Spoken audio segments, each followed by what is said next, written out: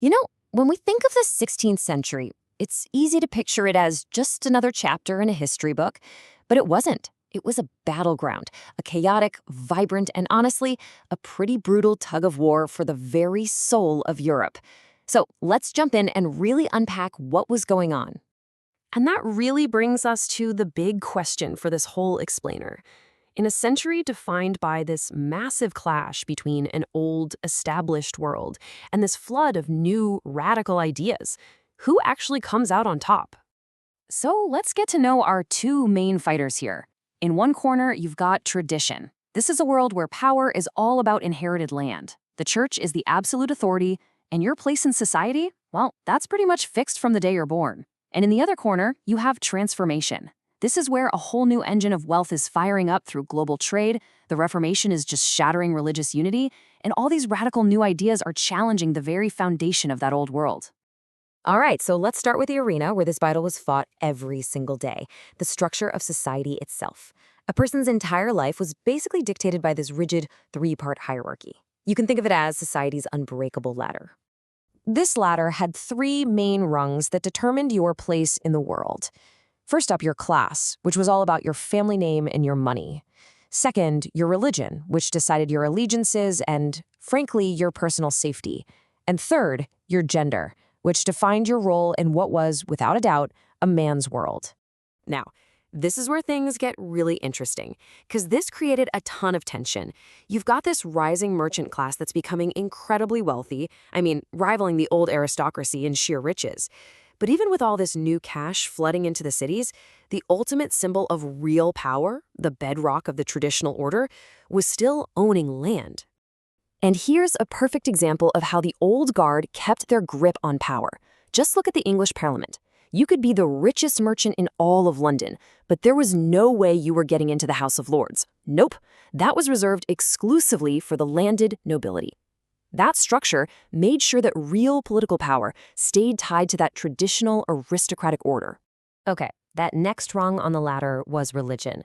And it wasn't just about faith. Man, it was a brutal tool for political control. Rulers demanded religious unity to keep order. Catherine de' Medici, for instance, she okayed the massacre of thousands of Protestants, the Huguenots, not just for religious reasons, but to shore up her own power. At the same time, groups like Jewish communities were systematically shoved to the very bottom of that social ladder, either kicked out of the country or forced to practice their faith in secret. All right, let's shift gears now to the next big battleground, and this one was an intellectual one.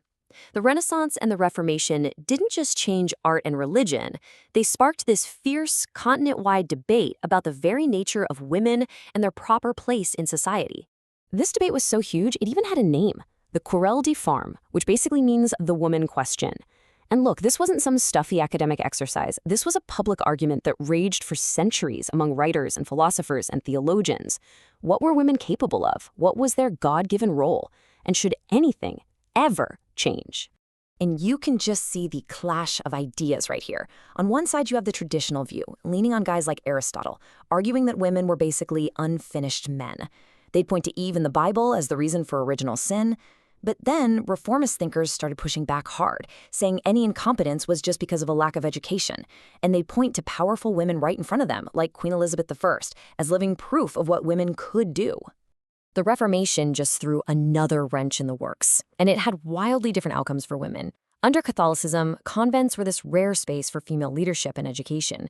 But Protestantism comes along, gets rid of the convents, and basically closes that door, pushing the role of the obedient wife instead.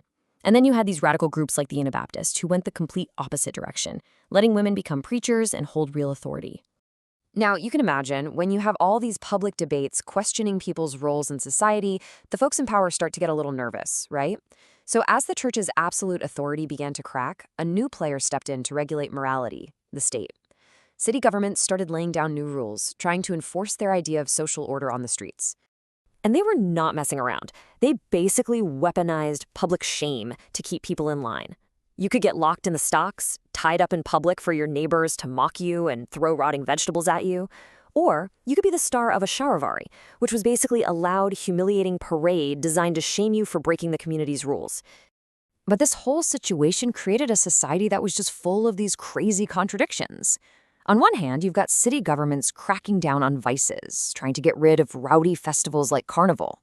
But on the other hand, everyday life for most people still revolved around brutal blood sports like cockfighting and these huge religious festivals that were actually essential for holding the community together.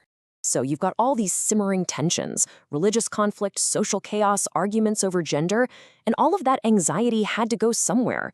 And in the late 16th century, boy did it ever. It just boiled over into one of the most terrifying periods in European history, the witchcraft panic. Now, what's important to realize is that this wasn't something that went on forever. It was like a concentrated explosion of fear. As you can see right here, accusations started to spike around 1580, spread like wildfire, and then began to die down after 1650. This was really a crisis that belonged to a few specific, terrified generations. The human cost, it's just staggering. The exact numbers are hard to pin down, but the high-end estimate is that around 60,000 people were executed for the crime of witchcraft. It's just a horrifying figure to even think about. Okay, but here's where it gets really telling. This panic wasn't happening everywhere equally, not even close. A staggering 75% of all the executions happened in one place, the Holy Roman Empire. This was the area that was the most politically broken up and the most torn apart by the violence of the Reformation. It was basically the perfect breeding ground for this kind of mass paranoia.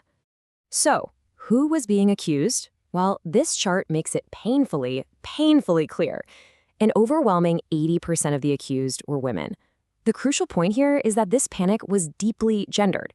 It ties right back to that patriarchal belief we talked about earlier, that women were morally weaker and therefore more likely to fall prey to the devil. So you have to ask, why? Why did this happen? Well, you have to put yourself in their shoes. You're living in a world rocked by war, famine, and disease. A world without modern science to explain why your crops failed or why a child got sick. The witch trials offered a terrifying kind of logic.